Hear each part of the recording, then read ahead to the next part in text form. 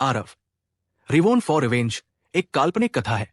इस कहानी में प्रस्तुत सभी पात्र, घटनाएं और स्थान पूरी तरह से लेखक की कल्पना का परिणाम है, किसी भी वास्तविक घटना, व्यक्ति, जाति, संस्कृति या समाज से जुड़ी हुई नहीं है। इस कहानी का उद्देश्य केवल मनोरंजन और शिक्षा है। हम किसी भी प्रकार की धार्मिक, सांस्कृतिक या सामाजिक भावनाओं को ठेस पहुंचाने का उद्देश्य नहीं रखते हैं। यदि किसी श्रोता को इस कहानी में कोई अंश अनुचित या असंगत प्रतीत हो, तो कृपया इसे काल्पनिक और मनोरंजन के रूप में ले। इस कहानी का श्रेय पूरी तरह से लेखक को जाता है।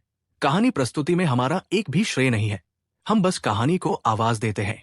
अब आगे। आरव की पतित नजर धीरे धीरे तनावपूर्ण स्थिति के बारे में पूरी तरह से अनजान लग रही थी।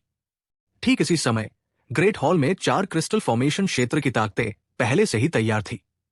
किसी भी क्षण एक महान युद्ध छिड़ने वाला था। वास्तव में अज्ञानी निडर होता है। तुम ये नहीं सोच रहे हो कि मैं कीमियागर हूं, इसलिए मेरी युद्ध शक्ति कम है ना? आज मैं तुम्हें सिखाने जा रहा हूं कि संप्रदाय के मुख्य शिष्यों में किस तरह की ताकत होती है, आदेश ने ठंडे स्वर में कहा। आरव ने अपने होठों को सिकोड़ते हुए कहा, मैं कहता हूं, तुम परेशान कर रहे हो। क्या मुख्य शिष्यों की मार्शल आर्ट सिर्फ दिखावटी होती है? तुम मौत को दावत दे रहे हो। आरव के उकसावे से आदेश पहले ही तंग आ चुका था और खुद को रोक नहीं सका। उसने अपनी चाल चली, महान हजारपत्ती वाला हाथ। आदेश ने धीमी आवाज में चिल्लाया। एक हथेली ने असंख्य हथेलियों का भ्रम पैदा किया जो आरव की ओर बढ़ रही थी। आदेश को आगे बढ़ते देख सभी चुपके से चौंक गए। 10 राज्य संगठन संप्रदाय के मुख्य शिष्य की ताकत वाकई अथाह है। ये महान हजारपत्ती वाला हाथ एक बेहतर ग्रेड दूसरे स्तर की तकनीक है ना? ये वास्तव में उसके द्वारा इस स्तर तक विकसित किया गया है। मुझे डर है कि ये चाल हमें से कोई भी आत्मा, संघनन क्षेत्र, मार्शल कलाकार इसे प्राप्त नहीं कर सकता। मैं वास्तव में ये विश्वास करने की हिम्मत नहीं करता कि ये एक ऐसे युवा द्वारा शुरू की गई थी जो अभी 20 वर्ष का भी नहीं है। क्या वो कीमियागर नहीं है? उसका मार्शल पद कौशल भी इतना दुर्जय है। इस बार आरव खतरे में है। वो केवल द्वितीय स्तर का आत्मा संघनन क्षेत्र है जो आदेश से बहुत कमजोर है। आदेश के इस कदम ने सभी को शांत कर दिया। इन लोगों में उनमें से अधिकांश आत्मा संघनन क्षेत्र मार्शल कलाकार थे और यहां तक कि 9वें स्तर के शीर्ष आत्मा संघन क्षेत्र मार्शल कलाकार भी थे। लेकिन जब उन्होंने खुद से पूछा तो उन्हें आदेश के इस कदम का सामना करते समय बढ़त हासिल करना भी बहुत मुश्किल लगेगा। वर्तमान आदेश 1000 हाथ वाले बोधिसत्व में बदलने जैसा था। स्वर्ग को चीरते हुए और धरती को ढकते हुए हथेलियों ने आरव को मिटाने की कोशिश की, लेकिन आरव ने बिना किसी चाल के आदेश को मुस्कुराते हुए देखा।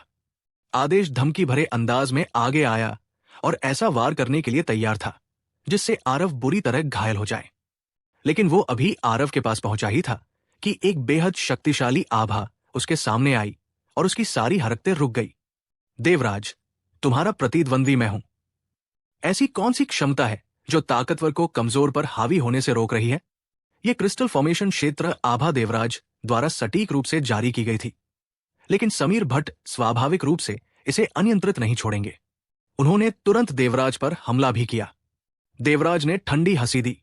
उनकी सार ऊर्जा अचानक फूट पड़ी। उनका पूरा अस्तित्व एक धधकती आग की तरह हो गया।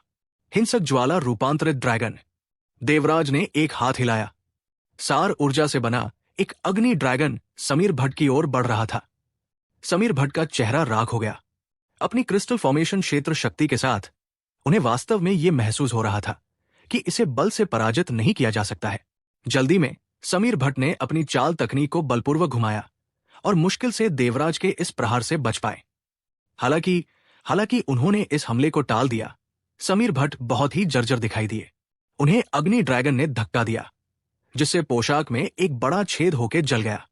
उसी समय दूसरी ओर ऑर्डर से यह महान हजारपत्ती वाला हाथ असीम महिमा से भरा हुआ था, लेकिन देवराज की आस्तीन के एक झटके से एक अतुलनीय शक्तिशाली हवा का झोंका उसे किनारे ले गया। एक धमाके के साथ आदेश का शरीर एक मेज पर जा गिरा, जिससे मेज पर रखा भोजन का सामान फर्श पर बिखर गया। देवराज ने अपनी चाल से सभी को चौंका दिया। तुम वास्तव में पहले से ही दूसरे स्तर के क्रिस्टल फॉर्मेशन क्षेत्र में हो। समीर भट्ट को बहुत झटका लगा। उसे न देखने के कुछ दिनों बाद और देवराज वास्तव में पहले से ही दूसरे स्तर के क्रिस्टल फॉर्मेशन क्षेत्र में पहुंच गए। इतना ही नहीं, उनकी युद्ध शक्ति भी पहले जैसी नहीं रही। अभी अभी की गई फायर ड्रैगन चाल इतनी शक्तिशाली थी कि समीर भट्ट ने उससे टकराने की हिम्मत भी नहीं की। ये चाल वायलेंट ब्लेज ट्रांसफॉर्मिंग ड्रैगन वास्तव में ब्रिस्टल 9 यंग दिव्य कला के मॉर्टल चैप्टर की तीसरी मार्शल तकनीक की आत्मा थी। इसकी शक्ति अत्यंत शक्तिशाली थी। देवराज ने अभी अभी इसका एक अंश ही समझा था, अन्यथा ये इतना आसान नहीं होता जितना कि समीर भट्ट के कपड़ों में पहले छेद हो जाना। ऑर्डर जमीन से रेंगता हुआ ऊपर आया।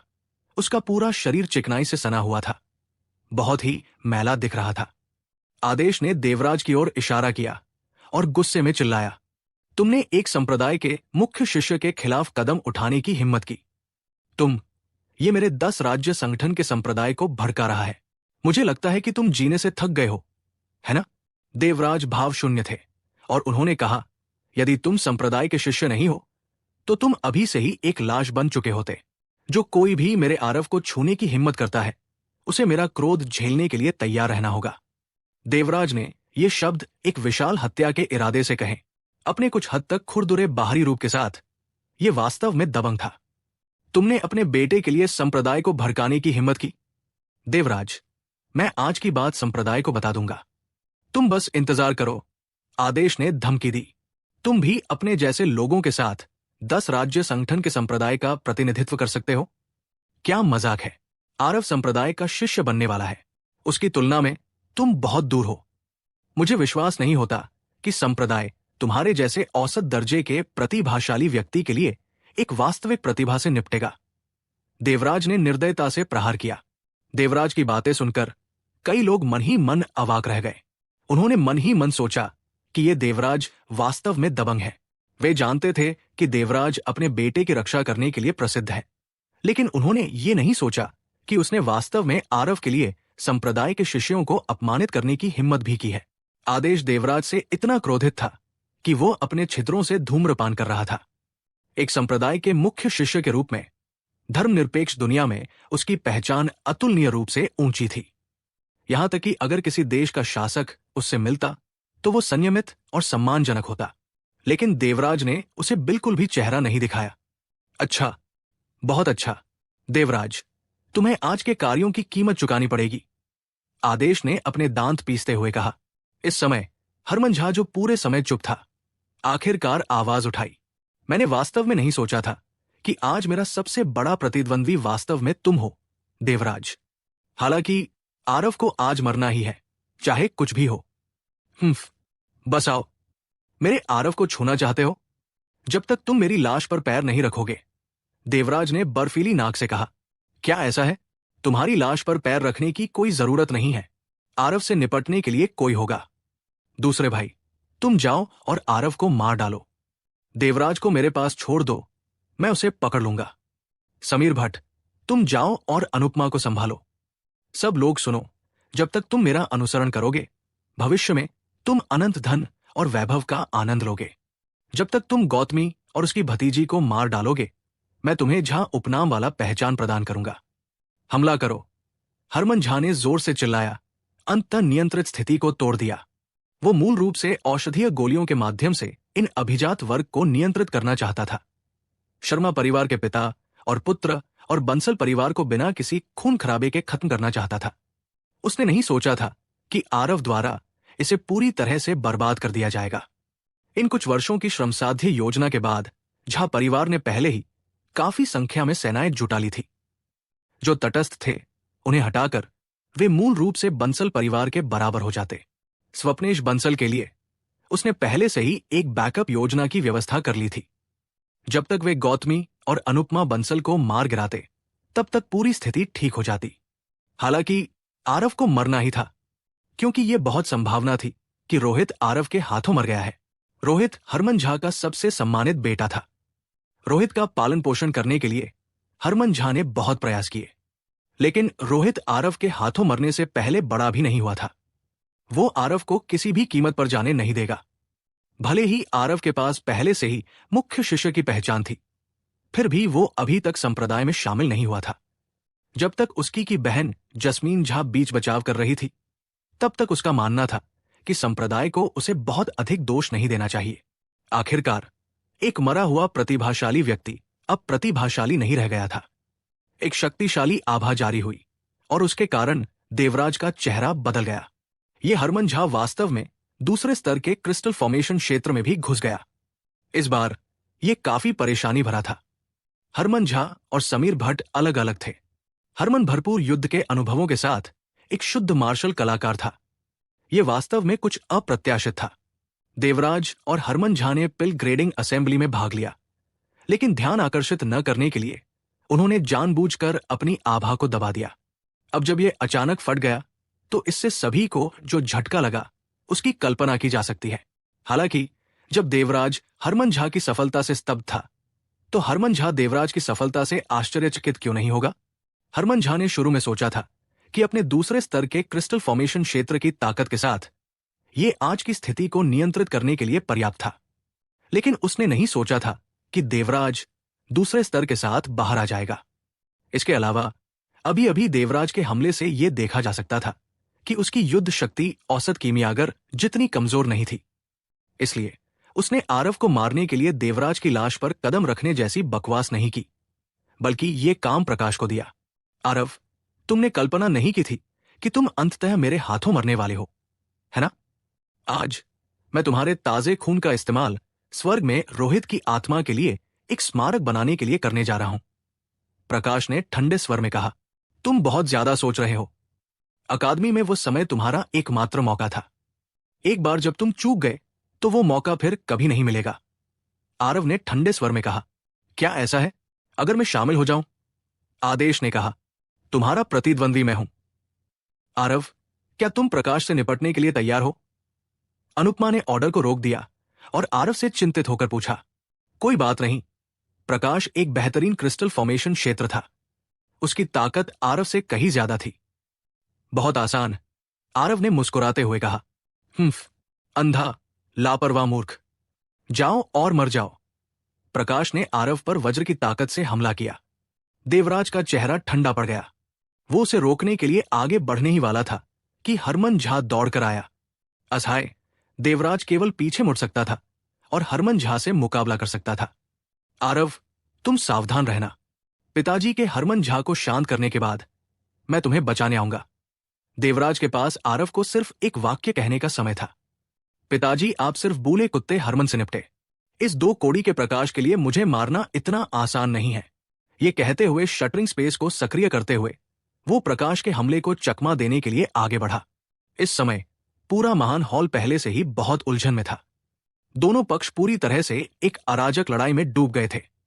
हालांकि अंतिम लड़ाई का परिणाम अभी भी क्रिस्टल फॉर्मेशन क्षेत्र मार्शल कलाकारों के बीच मुकाबला करेगा।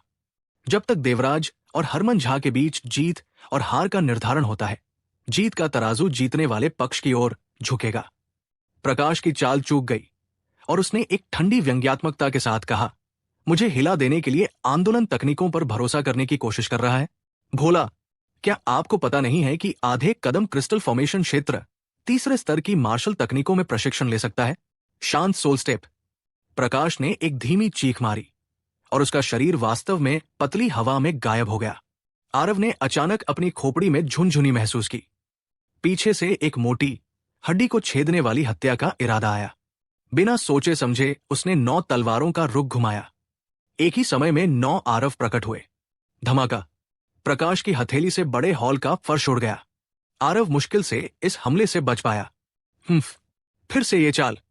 क्या तुम सच में सोचते हो कि मैं तुम्हारा कुछ नहीं बिगाड़ सकता? प्रकाश ने ठंडी सांस ली और उसकी आकृति एक बार फिर गायब हो गई। हेवन मूविंग पाम, स्वर्ग और पृथ्वी को उलट देना। नरक में जाओ। इस बार प्रकाश की आकृति आरव के पार्श्व में दिखाई दी, लेकिन ये चाल एक बड़े क्षेत्र प्रभाव वाले हमले में बदल गई। वे स्थान जहां से तार की हवा बही, वे नंगे हो गए। आरव के केवल 9 छायाचित्र होने के बारे में भूल जाओ। भले ही 18 प्रेत हो, वे भी प्रकाश द्वारा मारे जाएंगे। हालांकि शक्ति पहले जितनी महान नहीं थी, फिर भी इसने आरव के 9 छायाचित्रों को छिपने के लिए कोई जगह नहीं छोड़ी। स्वर्ग और पृथ्वी को उलट देना हेवन फिक्सिंग पाम की अंतिम चाल थी। इसे केवल उत्तम चरण के प्रशिक्षण के बाद ही निष्पादित किया जा सकता था। प्रकाश ने कई दशकों तक धीरे धीरे इस चाल को अपग्रेड किया था। इसे अंजाम देना आसान था। सामने से खतरे का एक बड़ा एहसास हुआ। सावधान आरव। हालांकि देवराज हरमन झा के साथ एक बड़ी लड़ाई में था, लेकिन वो अंततः आरव के चिंता में अपने मन को शांत करने में असमर्थ था, जबकि वो जानता था कि उसका बेटा अब वो व्यक्ति नहीं रहा जो वो था। प्रकाश की तुलना में उसका साधना क्षेत्र अंत में बहुत कम था। आपको अपने बारे में बेहतर चिंता करनी चाहिए। हरमन झा ने एक हथेली से हमला किया, जिससे देवराज को इस हद तक मजबूर होना पड़ा कि उसके हाथ और पैर लड़खड़ा गए। आरव के पास पहले से ही इस हमले से बचने के लिए कोई जगह नहीं थी। सार ऊर्जा प्रज्वलन, 9 तलवारों का रुख। ये कहते हुए आरव का शरीर ऐसा था जैसे वो जल रहा हो। उसके पूरे शरीर में सार ऊर्जा उबल रही थी। इस समय आरव ने वास्तव में चकमा नहीं दिया, बल्कि 9 तलवारों के रुख को पूरी शक्ति से सक्रिय कर दिया। तेजी से तलवार की किरणों की 9 धारियां अराजक रूप से प्रकाश की ओर निकल पड़ी। प्रकाश अभी भी जीत के रोमांच में डूबा हुआ था, लेकिन अब उसका चेहरा बहुत बदल गया। तलवार की किरणों की 9 धारियां वास्तव में उसकी हथेली से गुजरी, तेजी से ऊपर की ओर। धमाका, धमाका, धमाका। ची ची ची। आरव ने प्रकाश की हथेली को मजबूती से पकड़ लिया। उसका शरीर टूटी हुई डोरी वाली पतंग की तरह उड़ गया। प्रकाश झा ने कभी नहीं सोचा होगा कि आरव इस तरह की आंतरिक लड़ाई पद्धति का उपयोग करेगा। वर्तमान में वो अपनी मूवमेंट तकनीक का प्रदर्शन करना चाहता था, लेकिन तब तक बहुत देर हो चुकी थी। प्रकाश केवल मौके पर ही चकमा दे सकता था। हालांकि तलवार की रोशनी की ये 9 धारियां अतुलनीय रूप से घनी थी। उसके लिए इन सभी को चकमा देना कैसे आसान हो सकता था। एक कटा हुआ हाथ अचानक ऊपर उड़ गया। आरव की तलवार की किरण ने वास्तव में प्रकाश की एक भुजा को काट दिया। प्रकाश मुश्किल से तलवार की किरणों की 8 धारियों से बच पाया, लेकिन अंतिम 9वीं तलवार की किरण को चकमा देने में असमर्थ था। उसने तलवार की किरण की इस धारी से बचाव के लिए अपने शरीर की सारी सार ऊर्जा का उपयोग किया, लेकिन इस तलवार की किरण ने उसके आधे कदम के क्रिस्टल फॉर्मेशन क्षेत्र सार ऊर्जा संरक्षण की अवहेलना की। एक पेड़ से मृत शाखा को तोड़ने की तरह उसकी एक भुजा को काट दिया। एक दयनीय चीख गूंजी। प्रकाश एक दर्दनाक पीड़ा में था। आरव। देवराज ने अभी स्पष्ट रूप से देखा कि आरव को उड़ा दिया गया था। हरमन झा को हथेली से पीछे धकेलते हुए वो खुद को मुक्त करना चाहता था। जाने की कोशिश कर रहे हो?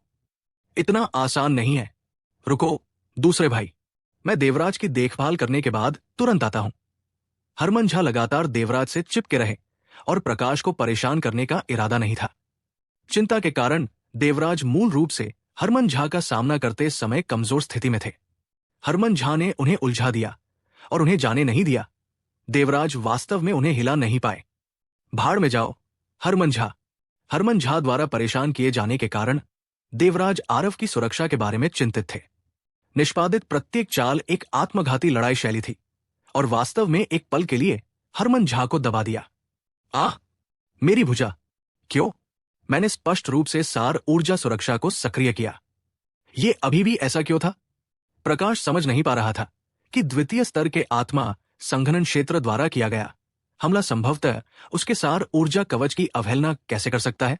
वो तो बस तलवार की रोशनी की एक लकीर थी। द्वितीय स्तर के आत्मा संघनन क्षेत्र द्वारा चलाई गई तलवार की किरण संभवतः एक आधे कदम क्रिस्टल फॉर्मेशन क्षेत्र की भुजा को कैसे काट सकती है। वो नहीं जानता था कि जब आरव ने पहले 9 तलवारों का रुख जारी किया था तो उसने आत्मा के लिए पूरक मार्शल तकनीक का इस्तेमाल किया था। स्पिरिट ब्रिस्टल 9 यंग दिव्य कला नश्वर अध्याय का दूसरा कौशल सार ऊर्जा प्रज्वलन। सार ऊर्जा प्रज्वलन कोई अद्भुत कौशल नहीं था।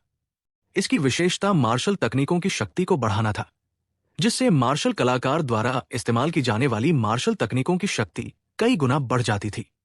9 तलवारों का रुख मूल रूप से एक अत्यंत शक्तिशाली मार्शल तकनीक थी।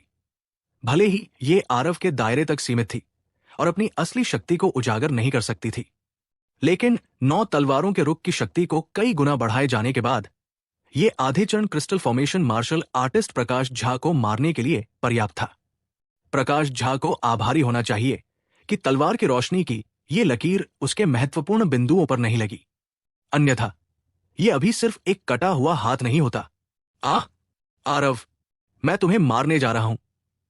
जाओ मर जाओ। प्रकाश पागल हो गया। हर कोई अचंभित था। दूसरे स्तर आत्मा संघनन क्षेत्र और आधे कदम क्रिस्टल फॉर्मेशन क्षेत्र का मैच। नतीजा ये हुआ कि दोनों को हार का सामना करना पड़ा। क्या बकवास है? आरव इतना ताकतवर कैसे हो सकता है? प्रकाश झा एक अनुभवी आधे कदम क्रिस्टल फॉर्मेशन क्षेत्र विशेषज्ञ है। उसका तो एक हाथ ही कट गया था। हाँ, सेकंड लेवल आत्मा संघनन क्षेत्र का एक जूनियर वास्तव में कुछ राउंड में आधे कदम क्रिस्टल फॉर्मेशन क्षेत्र को हरा सकता है। क्या ये मजाक है? क्या ये वह पहला का घटिया आरव है? कुछ महीने पहले वह खेती में मामले में एक कूड़े कचरा था, और अब वो वास्तव में हम पुरानी पीढ़ी के लोगों के साथ एक ही स्तर पर खड़ा हो सकता है। हर कोई अवाक रह गया। आरव की उम्र में उसे उसी पीढ़ी के उनके बेटों और भतीजों के साथ संबंध बनाने चाहिए थे, लेकिन अब उन्हें यह स्वीकार करना पड़ा कि आरव पहले से ही उनके बेटों और भतीजों से बिल्कुल अलग स्तर पर था।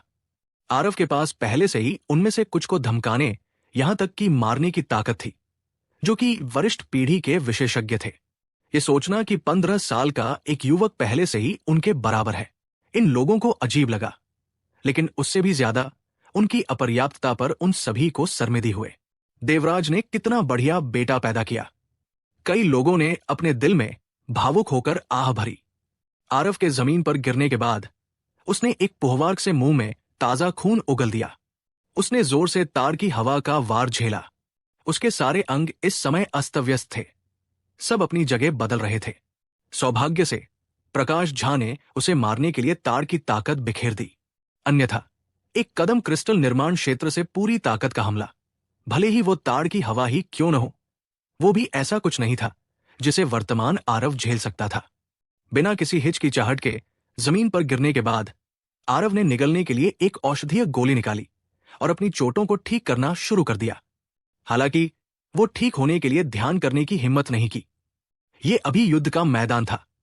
अगर कोई उसे एक मुक्का मारने का मौका पाले तो वो बर्बाद हो जाएगा। मैं तुम्हें मार डालूंगा, आरव। प्रकाश झा की दहाड़ से छत लगभग ढह गई। ये स्पष्ट था कि वो इस समय कितना उग्र था। प्रकाश झा ने घाव को सील करने के लिए अस्थायी रूप से सार ऊर्जा का उपयोग किया और सीधे आरव की ओर बढ़ा। प्रकाश झा का केवल एक हाथ गायब था, जिससे उसकी हरकत पर कोई असर नहीं पड़ा, लेकिन आरव इस समय बुरी तरह घायल था। सार ऊर्जा का संचार पहले की तरह सुचारू रूप से होना असंभव था। हालांकि इस समय वो अपनी चोटों से परेशान नहीं था। वो केवल प्रकाश झा के पीछा से निपटने के लिए सार ऊर्जा को बलपूर्वक घुमा सकता था। एक हाथ वाला प्रकाश झा बहुत तेजी से झपटा, इतनी तेजी से कि जब वो आरव के सामने पहुंचा तो उसका आकार एक बार फिर गायब हो गया। शांत सोल स्टेप। यह फुटवर्क क्षणभंगुर और क्षणिक था। व्यक्ति का स्थान निर्धारित करना बेहद कठिन था। आरव ने अपने दांत पीस लिए और प्रकाश झा के इस हमले से बचने के लिए अधिकतम शटरिंग स्पेस का प्रदर्शन किया। हालांकि अंत में उसे बहुत गंभीर चोट लगी। उसकी हरकतें पहले जैसी फुर्तीली नहीं थी। मैं तुम्हें टुकड़े टुकड़े कर दूंगा, आरव। आरव के कान के पास गुस्से से चीखने की आवाज आई। ये व्यक्ति फिर से आरव के पीछे भागा। धमाका। सभी को बस अपनी आंखें धुंधली सी महसूस हुई। तभी सभी ने देखा, काले कपड़े पहने एक मार्शल आर्टिस्ट आरव के सामने रुका और प्रकाश झा को उदासीनता से देखा, जो अभी अभी उड़कर बाहर गया था। तुम ठीक हो? उस व्यक्ति ने आरव को देखकर पूछा। मैं ठीक हूं, मरूंगा नहीं। सौभाग्य से आप समय रहते पहुंच गए। मुझे सच में उम्मीद नहीं थी कि आपने उन बुलंद आकांक्षाओं को इतनी जल्दी हासिल कर लिया है जिनके बारे में आपने दूसरे दिन कहा था। ये वाकई कमाल है। मुझे एक और महीना दो और मैं इतना दुखी नहीं दिखूंगा। मुझे भी ऐसा ही लगता है, लेकिन इस तरह के लोगों पर समय बर्बाद करने की कोई जरूरत नहीं है। आप महान काम करने के लिए किस्मत में हैं। हाँ, अगर वो नहीं मरेगा तो मेरे पास महान काम करने का मूड नहीं है। ओ ठीक है, मैंने अभी तक एल्डर सोमेश को क्रिस्टल फॉर्मेशन क्षेत्र में प्रवेश करने के लिए बधाई नहीं दी है। क्या ये सब आपकी बदौलत नहीं है? ठीक होने के लिए अपनी शक्तियों का प्रयोग करें। मैं आपकी रक्षा करूंगा, एल्डर सोमेश ने कहा। यह काले कपड़े वाला मार्शल आर्टिस्ट कोई और नहीं बल्कि एल्डर सोमेश था, जिसने क्रिस्टल फॉर्मेशन पिल का सेवन करने के बाद क्रिस्टल फॉर्मेशन क्षेत्र में प्रवेश किया था। उस समय एल्डर सोमेश को गंभीर चोटें लगी थी, जब तक कि उन्हें प्रकाश झा के एक वार के बाद खून की खांसी नहीं आ गई। लेकिन आज एल्डर सोमेश ने एक ही वार में प्रकाश झा को उड़ा दिया। इसे एक बहुत संतोषजनक प्रतिशोध भी माना जा सकता है। आरव के क्रिस्टल फॉर्मेशन पिल को परिष्कृत करने के बाद एल्डर सोमेश पूरी ताकत से क्रिस्टल फॉर्मेशन क्षेत्र में सफलता पाने के लिए इन कुछ दिनों से बाहर निकले बिना बंद एकांत में थे। वो अंततः कल अड़चन से बाहर निकल गया और क्रिस्टल फॉर्मेशन क्षेत्र का पावर हाउस बन गया। एल्डर सोमेश ने अपने दायरे को मजबूत करने के लिए पूरा दिन बिताया और एकांत छोड़ने के बाद सीधे मन्नन देव को खोजने चले गए। एल्डर सोमेश को देखने के बाद मन्नन देव की आंखें लगभग बाहर आ गई। एल्डर सोमेश ने केवल ये कहा कि वो एकांत में प्रवेश कर रहे थे, लेकिन वास्तव में वो एकांतवास पूरा करने के बाद सीधे क्रिस्टल फॉर्मेशन क्षेत्र में पहुंच गए। मन्नन देव आश्चर्यचकित हुए बिना नहीं रह सके। एल्डर सोमेश के एकांत में प्रवेश करने से पहले वो केवल 9वें स्तर के आत्मा संघनन क्षेत्र के शिखर पर थे। सामान्य ज्ञान के अनुसार इस सीमा को पार करने की इच्छा रखने के लिए पहले क्रिस्टल फॉर्मेशन क्षेत्र का अनुभव करने के लिए कम से कम 10 साल से अधिक की आवश्यकता होती है, इससे पहले कि वो एक कदम आगे सुधार सके और इस स्वर्गीय खाई को पार कर सके। लेकिन अब एल्डर सोमेश वास्तव में रातों रात टूट गए। ये अविश्वसनीय था। हालांकि एल्डर सोमेश ने मन्नन देव को ज्यादा कुछ नहीं समझाया। उन्होंने मन्नन देव को बताया कि वे पिल ग्रेडिंग असेंबली जाना चाहते हैं। मन्नन देव सहमत होने से पहले थोड़ा हिचकिचाए। वास्तव में वे भी जाना चाहते थे, लेकिन अपनी पहचान और संप्रदाय के नियमों के कारण उनके लिए वहां जाना सुविधाजनक नहीं था। जब एल्डर सोमेश भट्ट परिवार औषधि मंडप की ओर दौड़े तो उन्होंने देखा कि आरव और प्रकाश झा दोनों बुरी तरह से घायल थे और उनके पुतलियां अनजाने में सिकुड़ गए थे। वो सोच भी नहीं सकता था कि आरव वास्तव में इस हद तक परिपक्व हो गया है। क्रिस्टल फॉर्मेशन क्षेत्र बिजलीघर। एक और क्रिस्टल फॉर्मेशन क्षेत्र बिजलीघर वास्तव में आया। ये व्यक्ति कौन है? मुझे उसकी कोई याद नहीं है पिताजी। वो हमारी अकादमी के प्रशिक्षक एल्डर सोमेश है। हालांकि इस बार मेरे राजधानी लौटने से पहले वो अभी भी 9वें स्तर के आत्मा संघनन क्षेत्र के शिखर पर था। कई दिनों तक नहीं मिलने के बाद भी वो क्रिस्टल फॉर्मेशन क्षेत्र में कैसे घुस गया? क्या आपने कहा कि कुछ दिन पहले वो अभी भी 9वें स्तर के आत्मा संघनन क्षेत्र के शिखर पर था? एस्टेस्टेप क्रिस्टल फॉर्मेशन क्षेत्र नहीं? ये कैसे संभव है? एल्डर सोमेश की उपस्थिति ने वर्तमान स्थिति को पूरी तरह से तोड़ दिया। एल्डर सोमेश द्वारा प्रकाश झा को एक हथेली से उड़ाते देख झा परिवार की ओर से सेना ने पीछे हटने का विचार किया। एल्डर सोमेश ने प्रकाश झा को एक हथेली से उड़ा दिया, जिससे उसकी मौजूदा चोटें और बढ़ गई। हालांकि जिस बात से वो सबसे ज्यादा हैरान था वो ये थी कि एल्डर सोमेश वास्तव में क्रिस्टल फॉर्मेशन क्षेत्र में घुस गया है। इस तथ्य ने सदमे को और बढ़ा दिया। प्रकाश झा के लिए एल्डर सोमेश युवा पीढ़ी से केवल एक जूनियर था। अब ये जूनियर वास्तव में उससे आगे निकल गया। ये बहुत बड़ा मजाक था। एल्डर सोमेश, आपने वास्तव में टूट गए। ये संभव नहीं है। एल्डर झा के आशीर्वाद के लिए धन्यवाद। एल्डर सोमेश भाग्य से टूट गया। एल्डर सोमेश ने शांत भाव से कहा। एल्डर सोमेश, आपने ये हिम्मत की है। अकादमी के प्रशिक्षक के रूप में आपने वास्तव में धर्मनिरपेक्ष मामलों में हस्तक्षेप किया। आप ये अकादमी के नियमों का उल्लंघन कर रहे हैं। मैं डीन को यह बताऊंगा और उसे आपको कड़ी सजा दिलवाऊंगा। डिसिप्लिनरी हॉल के प्रथम एल्डर के रूप में एल्डर झा की स्थिति और पद मेरे से कहीं अधिक शानदार है। मुझे आश्चर्य है कि आप यहां क्यों मौजूद हैं और अकादमी छात्र के साथ क्रूरता से मारपीट भी कर रहे हैं। मैं आज झा परिवार के सदस्य के रूप में यहां हूं। इसका अकादमी से कोई लेना देना नहीं है। क्या ऐसा है? एल्डर झा का यह बहाना बहुत ही मजबूरी भरा है। हालांकि मैं आज केवल अपने छात्र की रक्षा करने के लिए यहां हूं। अकादमी के प्रशिक्षक के रूप में अकादमी के प्रतिभाशाली छात्रों की रक्षा करते हुए ये अभी भी स्वीकार्य है ना? इसके अलावा आरव की पहचान दूसरों से अलग है। वो तुरंत उच्च संप्रदाय में प्रवेश करने वाला है। अगर उसे यहां कोई दुर्घटना होती है तो कौन जिम्मेदारी उठाने की हिम्मत करेगा? ये सुनकर प्रकाश झा इतना क्रोधित हुआ कि उसका चेहरा हरा हो गया। वो जानता था कि ये शब्द सभी द्वारा गढ़े गए बहाने मात्र थे। अगर संप्रदाय वास्तव में इसकी जांच करता है तो कोई भी इसे अपने ऊपर नहीं ले सकता। एल्डर सोमेश की सुरक्षा के साथ आरव आराम से आराम कर सकता था और औषधीय शक्ति को साहसपूर्वक परिष्कृत करने के लिए अपनी शक्तियों को प्रसारित कर सकता था। जहां तक प्रकाश झा और एल्डर सोमेश के बीच जुबानी जंग का सवाल है तो उसे इससे कोई फर्क नहीं पड़ता। मार्शल आर्टिस्ट की दुनिया में यह कभी बात करने के बारे में नहीं था। ये जिस चीज पर निर्भर था वो थी शक्ति। एल्डर सोमेश ने अब क्रिस्टल फॉर्मेशन क्षेत्र में प्रवेश किया। प्रकाश झा ने कितना भी मुंह से बोला, वो भी बेकार था। यहां तक कि उच्च संप्रदाय के लिए क्रिस्टल फॉर्मेशन क्षेत्र के मार्शल कलाकार बिल्कुल शतरंज के मोहरे नहीं थे, जिन्हें बेतरतीब ढंग से त्याग दिया जा सकता था। भले ही झा परिवार ने संप्रदाय में शिकायत दर्ज कराई हो, लेकिन झा परिवार के एक शब्द के कारण संप्रदाय के लिए, एल्डर सोमेश के लिए कुछ भी करना असंभव था। 10 राज्य संगठन संप्रदाय में क्रिस्टल फॉर्मेशन क्षेत्र के मार्शल कलाकारों को शायद ज्यादा नहीं माना जाता था, लेकिन वे संप्रदाय की मुख्य ताकत थे। क्रिस्टल फॉर्मेशन क्षेत्र के मार्शल कलाकारों को लापरवाही से त्यागना निस्संदेह खुद को अपंग बनाने की कार्रवाई थी। यदि कोई सबसे जघन्य अपराध नहीं था, तो 10 राज्य संगठन के लिए इस तरह का काम करना असंभव था। इसके अलावा एल्डर सोमेश की उम्र समीर भट्ट और देवराज से भी कम थी।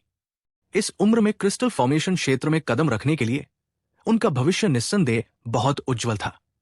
संप्रदाय इस बिंदु को नजरअंदाज नहीं कर सकता था। जहां तक धर्मनिरपेक्ष दुनिया में शाही अधिकार के लिए संघर्ष का सवाल है, यह संप्रदाय के लिए अनिवार्य रूप से एक मामूली मामला था। कोई भी सम्राट बन जाए, उनके करों का हिस्सा कम नहीं होगा। रुको, हरमन झा ने हथेली से देवराज को पीछे धकेला और चिल्लाया। एल्डर सोमेश की अप्रत्याशित उपस्थिति ने इस पूरी स्थिति को नाजुक बना दिया। हरमन झा अब देवराज से उलझने की जहमत नहीं उठा सकते थे। देवराज आरव की सुरक्षा के बारे में चिंतित थे और स्वाभाविक रूप से उनसे उलझना भी नहीं चाहते थे। एक छलांग के साथ वो हरमन को छोड़ के आरव के सामने आ गए। आरव को ठीक होने के लिए मध्यस्थता करते हुए और धीरे धीरे उसके रंग को हल्के सफेद से गुलाबी होते हुए देखकर उसके दिल में एक बड़ी चट्टान गिर गई। हरमन झा की अभिव्यक्ति अच्छी नहीं थी। उसने एल्डर सोमेश पर अपनी आंखें टिकाई और ठंडे स्वर में कहा, आपने अभी कहा था कि आप केवल अपने छात्र की रक्षा के लिए यहां हैं। ये सही है? एल्डर सोमेश ने इससे इनकार नहीं किया। क्या इसका मतलब यह है कि अगर हम आरव पर कोई कदम नहीं उठाते हैं तो आप आज के मामलों में हस्तक्षेप नहीं करेंगे? हरमन झा ने जलती आंखों से एल्डर सोमेश को घूरते हुए कहा, यह सही है। एल्डर सोमेश ने कुछ देर सोचने के बाद कहा, तो ठीक है, आप आरव को अभी ले जा सकते हैं। देवराज, अगर आप आज के मामलों में शामिल नहीं होते हैं तो आप भी जा सकते हैं। भविष्य में आप राजधानी में अपने सुगंधित औषधि मंडप का संचालन जारी रख सकते हैं। मैं आपके लिए चीजों को बिल्कुल भी मुश्किल नहीं बनाऊंगा। हरमन झा ने कुछ ऐसा कहा जिसने सभी को चौंका दिया। यह सुनकर समीर भट्ट का चेहरा बहुत बदल गया और उसने जल्दी से कहा, भाई हरमन। वो आगे और कुछ बोलने ही वाला था कि हरमन झा ने उसे रोक दिया। भाई समीर, अब समय सही है, इसलिए हमें असाधारण साधनों का उपयोग करना होगा। जब तक हम बंसल परिवार को खत्म नहीं कर देते, क्या वो देवराज हमारे साथ मिलकर लड़ सकता है? हरमन झा ने कहा। हालांकि समीर भट्ट को यह सुनने के बाद भी कुछ संदेह था, फिर भी उन्होंने हार मान ली। देवराज ने कुछ नहीं कहा, लेकिन अनुपमा बंसल और गौतमी चुप नहीं रह सके। हरमन झा की चाल में मत फंसो, मंडप स्वामी देवराज। ये बहानेबाजी करके टालने की चाल है। अगर बंसल परिवार सत्ता से गिर गया तो वे निश्चित रूप से तुम्हें जाने नहीं देंगे। गौतमी बंसल ने तत्काल कहा, बूढ़े भाई देवराज, हम इतने सालों से लेन देन कर रहे हैं, इस तरह की नीच स्तरीय भड़काने वाली चाल में मत फंसो। अनुपमा ने भी कहा। हरमन झा ने ठहाका लगाया और कहा, क्या ऐसा है? बूढ़े भाई देवराज ने आपके बंसल परिवार के लिए कितनी मेहनत की है, लेकिन आप सभी ने उन्हें क्या बदला दिया है? आप उन्हें बदले में क्या दे सकते हैं? मंडप स्वामी देवराज, हरमन झा की बकवास मत सुनो। वो सोचता है कि जीत उसके हाथ में है, लेकिन वो नहीं जानता कि शाही भाई ने पहले से ही तैयारी कर रखी है। इंपीरियल ब्रदर वर्तमान में सुदृढ़ीकरण प्राप्त करने के लिए पहले ही जा चुके हैं। एक बार सुदृढ़ीकरण आने के बाद हरमन झा निश्चित रूप से दफन स्थान के बिना मर जाएगा। अनुपमा बंसल ने कहा, हाँ, सबसे बड़ी राजकुमारी, आप जिस सुदृढ़ीकरण के बारे में बात कर रही हैं वो इंपीरियल ड्रैगन गार्ड्स है ना? हरमन झा बेतहाशा से। ये सुनते ही अनुपमा बैसाख का चेहरा बदल गया। इंपीरियल ड्रैगन गार्ड शाही परिवार के लिए गुप्त रहस्य था। हरमन झा को कैसे पता चला? क्या सबसे बड़ी राजकुमारी इस बात से बहुत हैरान है कि मुझे इंपीरियल ड्रैगन गार्ड्स के बारे में कैसे पता चला? मुझसे निपटने के लिए स्वप्नेश बंसल ने गुप्त रूप से एक डिवीजन को प्रशिक्षित किया। इस इकाई में 200 लोग शामिल हैं, जिनमें से प्रत्येक के पास आत्मा संगठन क्षेत्र की खेती है। सचमुच एक ताकत इतनी महान है कि ये दूसरों को निराश कर देती है।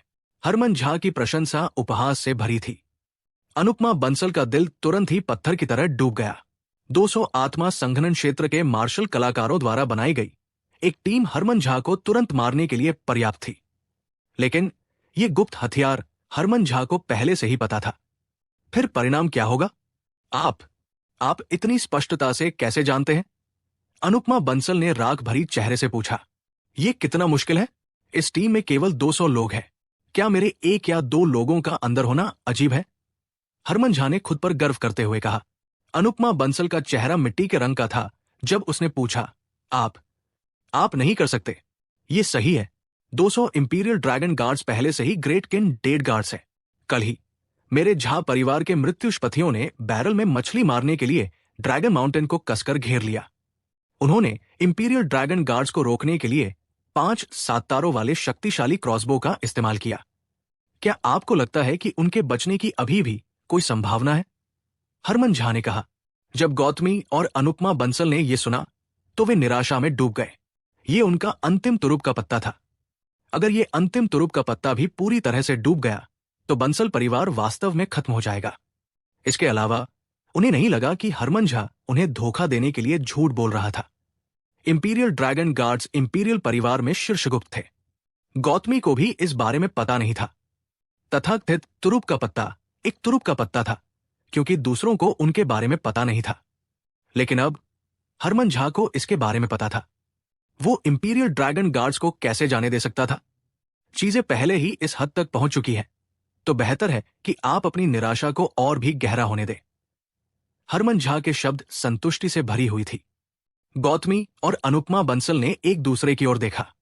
उनके चेहरे पीले पड़ गए क्योंकि उन्होंने सोचा कि हरमन झा के इन शब्दों का क्या मतलब है। ये शायद स्वप्नेश बंसल। चूंकि हरमन झा को इंपीरियल ड्रैगन गार्ड्स के अस्तित्व के बारे में पता था, वो संभवतः स्वप्नेश बंसल को कैसे निशाना नहीं बना सकता था। असंभव। शाही भाई क्रिस्टल फॉर्मेशन क्षेत्र का एक शक्तिशाली व्यक्ति है और तुम अभी यहां हो। तुम उसे मारने के लिए किसे भेज सकते हो? हे। इसीलिए मैंने कहा कि तुम दोनों को और अधिक निराश होने दो। इन कुछ वर्षों में झा परिवार हमेशा दूसरे भाई और मैं ही चीजों को संभाल रहे थे।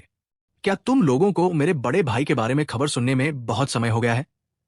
हरमन झा ने ठंडे व्यंग्य के साथ कहा। गौतमी बंसल की प्रतिक्रिया बहुत अधिक नहीं थी, लेकिन अनुपमा कांप उठी और अविश्वास में पूछा, जसवंत झा, ये कैसे संभव है? क्या वो बहुत पहले नहीं मर गया? ये सही है, वो वास्तव में मर गया। हालांकि वो आपके बंसल परिवार को देखने के लिए मर गया। मेरे बड़े भाई ने अपनी मृत्यु का नाटक करने से पहले ही दूसरे स्तर के क्रिस्टल फॉर्मेशन क्षेत्र में प्रवेश कर चुका था। बस ये है कि किसी को इसके बारे में पता नहीं था। अब जबकि 1 दशक से अधिक समय बीत चुका है, वो पहले ही तीसरे स्तर के क्रिस्टल फॉर्मेशन क्षेत्र में प्रवेश कर चुका है। वो स्वप्नेश बंसल को मारने गया है। क्या तुम लोगों को लगता है कि उसके बचने की कोई संभावना है? हरमन झा जितना बोलता गया वो उतना ही खुद से खुश होता गया और वो हंसने से खुद को रोक नहीं पाया। जब अनुपमा बंसल ने इस तरह की बुरी खबर सुनी तो वो लड़खड़ा गई और लगभग गिर पड़ी, लेकिन किसी ने उसे गले लगा लिया। सावधान शिक्षक, अभी भी निराश होने का समय नहीं है। आरव ने अनुपमा बंसल को एक हल्की मुस्कान दी। वो वास्तव में पहले ही ठीक हो चुका था। बात खत्म करते हुए आरव ने मुस्कुराते हुए हरमन झा को देखा और कहा, चूंकि झा फैमिली हेड हरमन ने इतनी खुशी से बात की है, इसलिए मैं भी एक रहस्योद्घाटन करूंगा। अंतहीन जंगल में रोहित को वास्तव में मैंने व्यक्तिगत रूप से मार डाला था। मुझे आश्चर्य है कि क्या ये खबर सुनने के बाद फैमिली हेड हरमन अब भी मुझे जाने देना चाहते हैं। हरमन झा का चेहरा अचानक बदल गया। आरव को देखती आंखों की जोड़ी मानो आग उगलने वाली थी। अटकलें लगाना एक बात थी, लेकिन आरव का अपने मुंह से हत्या की कबूलनामा करना दूसरी बात थी। हालांकि सभी संकेत बता रहे थे कि रोहित के जिंदा वापस लौटने की संभावना बहुत कम थी, फिर भी एक पिता के तौर पर उसे उम्मीद थी कि उसका बेटा सुरक्षित वापस लौट आएगा। या शायद उनमें से कुछ लोग अनंत जंगल में आरव से टकराए नहीं, या किसी राक्षसी जानवर से उलझ गए। लेकिन आरव के उन क्षणभंगुर शब्दों ने उम्मीद की आखिरी किरण को चकनाचूर कर दिया। तभी लोगों का आवाज आने लगा, ये नहीं हो सकता। पता चला कि झा परिवार और शर्मा परिवार की दुश्मनी पहले ही इस हद तक पहुंच चुकी है। तो क्या हरमन झा का पहले से ही याचना करना मजाक नहीं बन गया? हाँ, कोई आश्चर्य नहीं कि आज इतना महत्वपूर्ण अवसर था, लेकिन हरमन झा अपने बेटे को साथ नहीं लाया। पता चला कि वो पहले ही आरव द्वारा मारा जा चुका था। आह, ये आरव अभी भी छोटा है और अंत में जल्दबाज है। बंसल परिवार पहले ही खत्म हो चुका है। आरव ने स्वीकार किया कि उसने इस समय रोहित को मार डाला है। हरमन झा शायद नरक के अंत तक इसका पीछा करेगा। भले ही शर्मा परिवार ने अस्थायी रूप से यहां ऊपरी हाथ ले लिया हो, जब जसवंत झा आएगा तो शायद उन सभी को अभी भी मरना होगा। अगर ये पहले होता तो स्वाभाविक रूप से हर कोई ऐसा नहीं कहता, लेकिन झा परिवार के पास अभी भी तीसरे स्तर का क्रिस्टल फॉर्मेशन क्षेत्र जसवंत झा था। इसके अलावा स्वप्नेश बंसल स्पष्ट रूप से बर्बाद हो गया होगा। बंसल परिवार को पूरी तरह से खत्म माना जा सकता है। इस समय आरव का हरमन झा को भड़काने के लिए बाहर आना मौत की तलाश करने से अलग नहीं था। तभी, अच्छा, बहुत बढ़िया आरव, मैंने वास्तव में आपको कम आंका। आज के महत्वपूर्ण मामले के लिए मैं पहले रोहित के प्रतिशोध को अलग रखने के लिए तैयार था। अब जब आपने इसे स्वीकार कर लिया है तो चलो आज मौत तक लड़ते हैं। कोई भी हरमन झा के शब्दों में गरजने वाले क्रोध को पहचान सकता था। हाँ, लगता है मेरा यह मसाला थोड़ा तीखा है। परिवार के मुखिया झा पहले से ही कुछ हद तक भ्रमित है। हालांकि आप इतने भोले नहीं हैं कि ये सोचे कि मेरे पिता और मैं वास्तव में इस जगह को छोड़ देंगे, है ना? मुझे लगता है कि आप थोड़ी गलत है। मेरे पिता और मैं आज यहां शाही परिवार की संप्रभुता की रक्षा के लिए नहीं खड़े हैं, बल्कि मेरे शर्मा परिवार और आपके भट्ट परिवार और झा परिवार के बीच चल रहे अपूर्णीय झगड़े के कारण खड़े हैं। आरव के शब्द बोलते बोलते और भी ज्यादा बर्फीले होते गए और वास्तव में सभी को ठंड के बिना ठंड का एहसास हुआ। मजे की बात यह है कि वो स्पष्ट रूप से सिर्फ एक दूसरे स्तर का आत्मा संघनन क्षेत्र था, लेकिन आरव द्वारा बोले गए शब्दों ने सभी को दबाव महसूस कराया। आरव के शब्द, चाहे किसी ने भी सुने हो, कुछ हद तक देशद्रोही और अपमानजनक लग रहे थे, जिसमें शाही परिवार को नीचा दिखाने का सूक्ष्म स्वर था। लेकिन जब सभी ने आरव के संप्रदाय के मुख्य शिष्य की पहचान के बारे में सोचा तो उन्हें समझ में आ गया। उन्होंने शुरू में सोचा था कि शाही परिवार और शर्मा परिवार एक ही धागे पर गुंथे हुए हैं।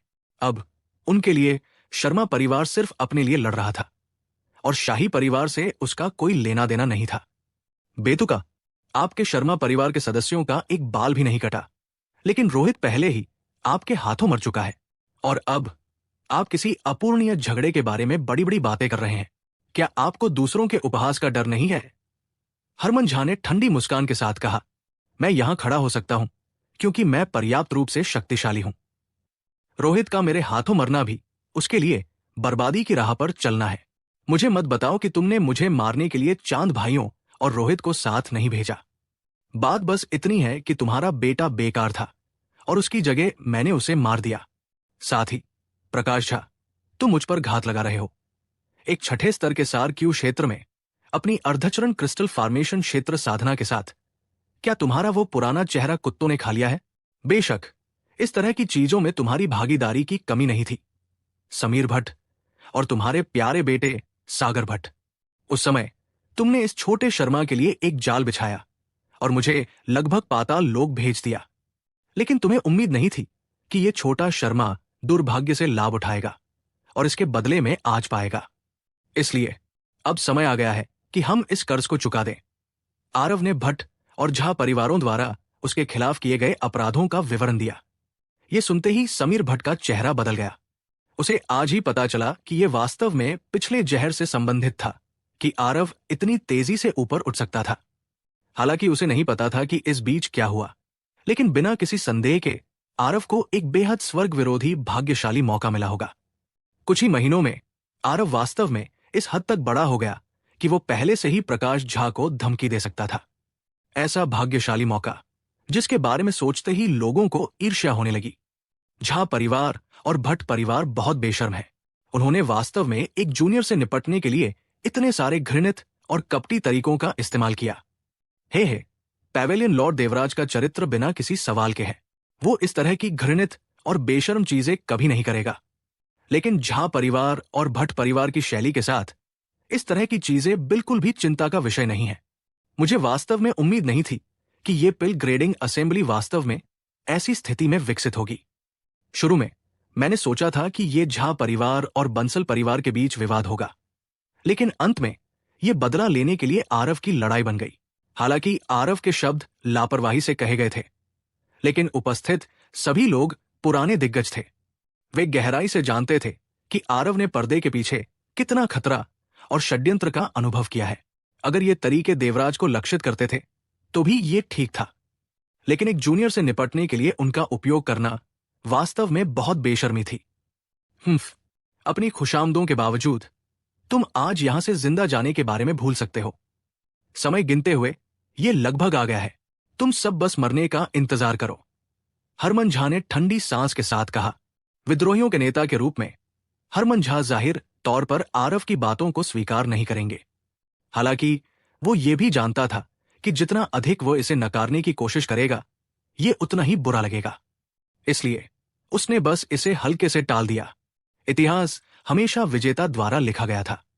जब तक वो सिंहासन को सुरक्षित रखता है, वो स्वाभाविक रूप से सब कुछ सफेद कर सकता है, आज की घटनाओं को कालीन के नीचे छुपा सकता है।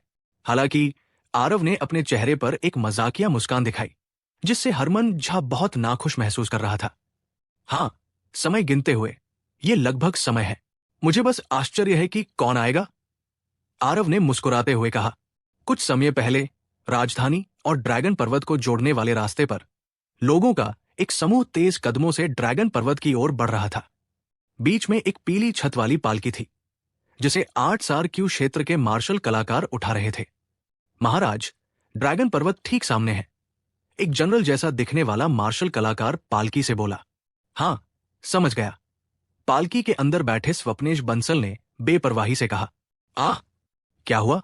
ये वो जनरल अचानक चिल्लाया और हकलाने लगा। पालकी का पर्दा हटाकर स्वप्नेश बंसल पालकी से बाहर निकला तो उसने देखा कि लाशों से भरी जमीन लाल हो चुका था। ये इंपीरियल ड्रैगन गार्ड की लाशें थी। स्वप्नेश बंसल ने अपनी भौहें सिकोड़ी और उसके चेहरे का भाव बहुत अच्छा नहीं लग रहा था। उसके परिचितों को पता था कि वो इस समय बहुत दर्द में होगा। इन इंपीरियल ड्रैगन गार्ड्स को स्वप्नेश बंसल ने बहुत मेहनत करके पाला था, लेकिन अब वे पूरी तरह से नष्ट हो चुके थे। इससे उसका दिल कैसे नहीं दुखता? महाराज की रक्षा करो, जनरल ने चिल्लाकर कहा। एक बुजुर्ग व्यक्ति सामने से आया, जिसके दोनों हाथ पीछे थे। वो बहुत शांत दिख रहा था। जब स्वप्नेश बंसल ने उसे आते देखा तो उसकी भौहें फिर से तन गई। उसने अपने अधीनस्थों की हरकतों को रोकने के लिए अपना हाथ आगे बढ़ाया। तुम उसके मुकाबले में नहीं हो, सब लोग चले जाओ, अपनी जान मत गवाओ, स्वप्नेश बंसल ने निर्देश दिया। नहीं, ये अधीनस्थ महाराज की रक्षा मरते दम तक करेगा। जनरल ने किसी भी कीमत पर जाने से इनकार कर दिया। स्वप्नेश बंसल ने एक हाथ से उसका कॉलर पकड़ा और पीछे की ओर फेंका। वो जनरल कई सौ फीट दूर उड़ गया। सब चले जाओ मेरे लिए, स्वप्नेश बंसल ने गुस्से में कहा। जब उसके अधीनस्थ चले गए तो स्वप्नेश बंसल ने अपना शांत भाव वापस पाया और कहा, उम्मीद नहीं थी कि तुम होगे। मैंने नहीं सोचा था कि तुम अब भी एक दयालु शासक हो। मैंने सोचा था कि तुम भागने के लिए अपने अधीनस्थों की जान का इस्तेमाल करोगे। सामने वाले बूढ़े आदमी ने हल्की मुस्कान के साथ कहा।